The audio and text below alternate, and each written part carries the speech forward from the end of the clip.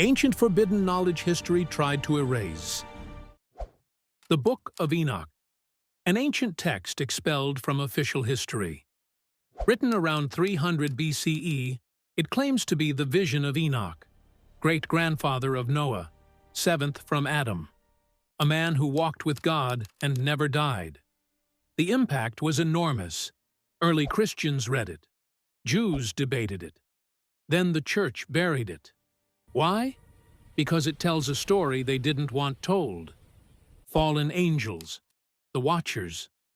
200 of them descended to Mount Hermon, lusted after human women, and taught humanity forbidden knowledge.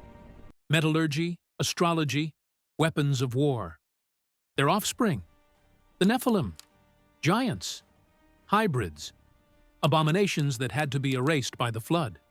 What almost no one knows is this.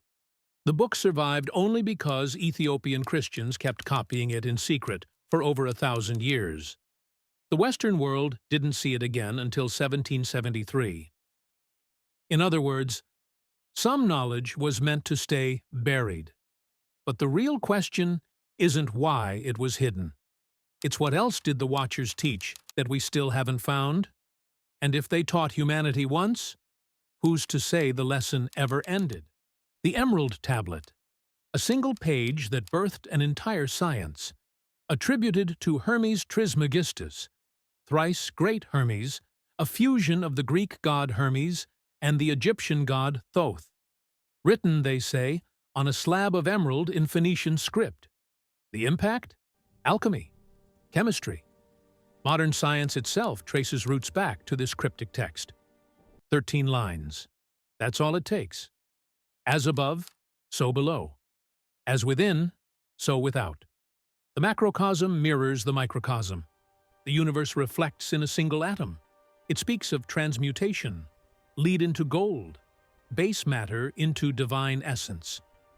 But here's what alchemists knew and most miss. It was never just about metal. What almost no one realizes is this. The oldest known version didn't surface until the 8th century in Arabic. Before that, only legend. No physical emerald. No tomb of Hermes. In other words, the text may be younger than the myth it created. But if you read it closely, really closely, you start to see something else. It's not a recipe. It's a map. A guide to transformation. Not of substances, but of the self. And the question it never answers is this. If Hermes possessed such knowledge, where did he learn it? The Voynich Manuscript. The book no one can read. Discovered in 1912 by rare book dealer Wilfrid Voynich in an Italian monastery. Carbon dated to the early 15th century. 240 pages of completely unknown script. Cryptographers, linguists, code breakers, all defeated. The NSA tried, AI tried. No one has cracked it. The pages are filled with bizarre illustrations, unknown plants that don't exist in any botanical record, naked women bathing in strange green liquid, astronomical charts that match no known system. Every theory fails. Is it a cipher? A constructed language? A medieval hoax?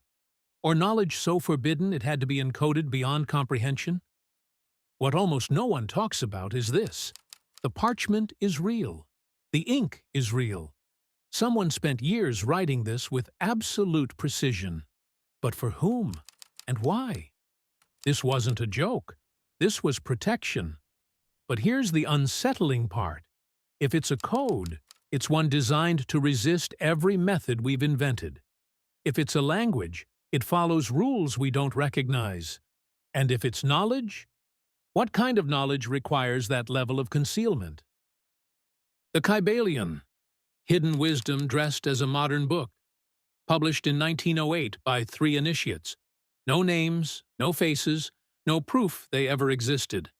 But the knowledge inside claims to be far older. Ancient Egypt, Hermetic tradition, the teachings of Hermes Trismegistus. The impact was immediate. 7 Hermetic principles that explain how reality operates. Mentalism, correspondence, vibration, polarity, rhythm, cause and effect, gender. The all is mind. The universe is mental. Reality isn't solid. It's thought made manifest. Everything vibrates. Everything has rhythm. Nothing rests. These aren't philosophical ideas. They're operational instructions. Change your mind. Change your frequency. Change your reality. What almost no one asks is this: why publish ancient secrets anonymously in Chicago in 1908? Why now? Why there? The Corpus Hermeticum, divine dialogues from the God of knowledge himself, a collection of Greek-Egyptian texts written between the 2nd and 3rd centuries CE.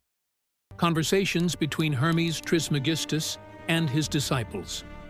Philosophy, cosmology, theology, magic, all woven together. The impact was staggering. When Cosimo de' Medici acquired a copy in 1460, he stopped his translator from working on Plato just to prioritize this. The Renaissance itself shifted. The texts described the creation of the universe, the nature of God, the fall and redemption of the human soul, knowledge as the path to divinity. God is not a mind, but the cause that the mind exists, not spirit, but the cause that spirit exists. Pure abstraction, pure source.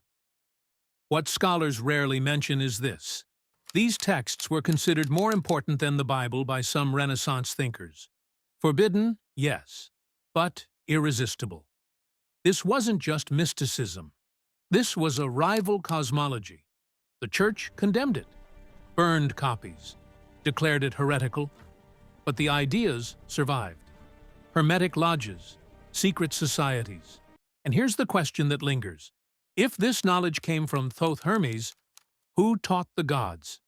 The Book of Thoth, the origin of the tarot's deepest secrets. Thoth, Egyptian god of wisdom, writing, magic, and the moon. Keeper of divine knowledge, scribe of the gods, and according to legend, author of a book containing all the mysteries of the universe.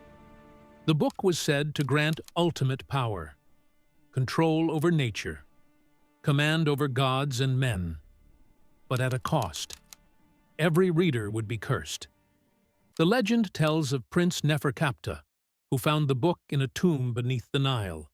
He read it, gained godlike knowledge, and watched his family die one by one.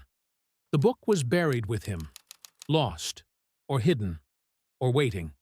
What most don't realize is this: Aleister Crowley claimed to have accessed it.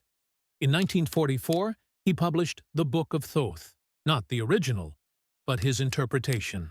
A guide to his Thoth tarot deck, 78 cards. The knowledge didn't vanish, it transformed.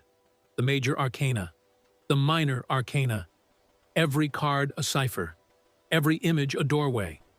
Not fortune-telling, initiation. And here's what makes you pause. If the tarot truly descends from Thoth's book, then every reading is an invocation, every shuffle, a ritual.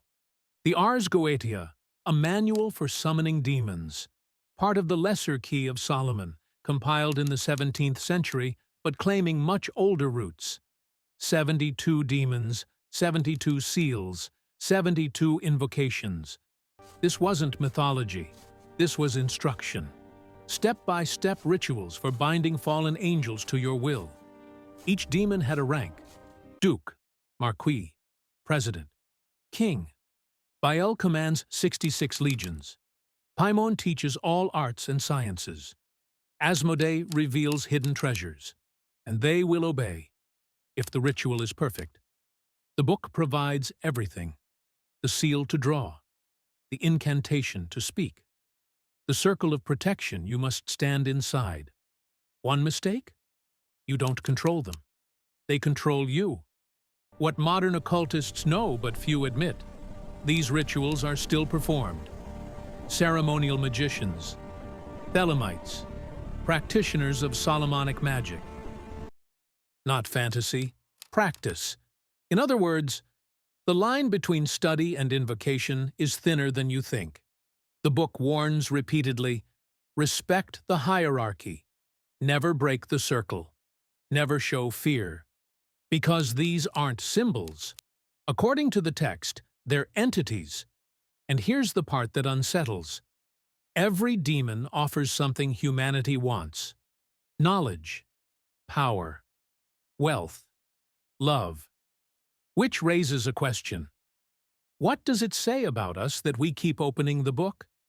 The Sefer Raziel HaMalakh, the Book of Raziel, the angel, given to Adam after the fall. According to Jewish mysticism, when Adam and Eve were expelled from Eden, Adam wept. God took pity and sent the angel Raziel with a book.